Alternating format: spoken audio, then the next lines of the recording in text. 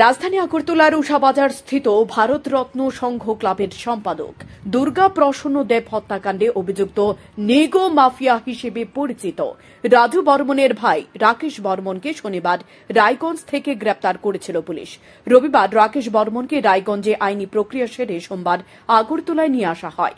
মঙ্গলবার তাকে আদালতে পেশ করে পুলিশ। সরকার পক্ষের আইনজীবী শঙ্কর লোধ জানিয়েছে, আদালতের কাছে রাকেশ বর্মনের জন্য পুলিশ 10 দিনের পুলিশ রিমান্ডের আবেদন করে। একই সঙ্গে এদিন আদালতে তোলা হয় অপর অভিযুক্ত আকাশ করকেও। আকাশ করের জন্য পুলিশ 6 দিনের পুলিশ রিমান্ড চায়।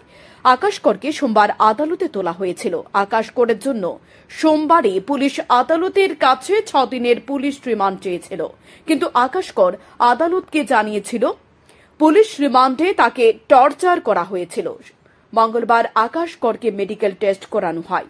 মেডিকেল টেস্টের সময় আকাশ কর চিকিৎসককে জানিয়েছে সে টয়লেটের পেছনে পড়ে গিয়ে ব্যথা পেয়েছে। আদালতে আকাশ কর যে পুলিশের বিরুদ্ধে মিথ্যে অভিযোগ এনেছে তা চিকিৎসকের কাছে দেওয়া আকাশ করের বয়ানে প্রমাণিত। পুলিশ মেডিকেল টেস্টে এর রিপোর্টও জমা করেছে আদালতে। কালকে জিসিতে পাঠানো হয়েছিল, কারণ একটা এলিগেশন হয়েছে he was in police custody, he was tortured. তাই কালকে জেসিতে রেখে আজকে মেডিকেল এক্সামিনেশনের পরে ওকে প্রডিউস করা হয়। মেডিকেল এক্সামিনেশন রিপোর্ট এসেছে, সে ডাক্তারের কাছে বলেছে যে সে টয়লেটে গিয়ে পড়ে গেছে, সো হি সাস্টেইনড ইনজুরিস। সুতরাং তাদের এলিগেশনটা টোটালি ফলস। আপনারা কি যে আর এটাই আমরা সাবমিশন করলাম।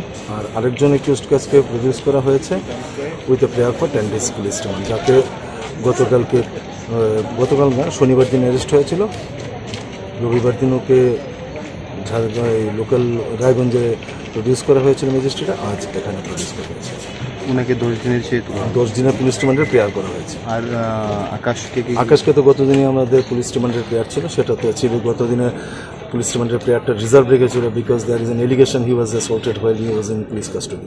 আকাশকে কতদিনের চেয়ে আমরা আকাশকে 6 দিনের চেয়েছিলাম। রাকেশ বর্মন রাজেশ বর্মনকে ভাই, ছোট ভাই।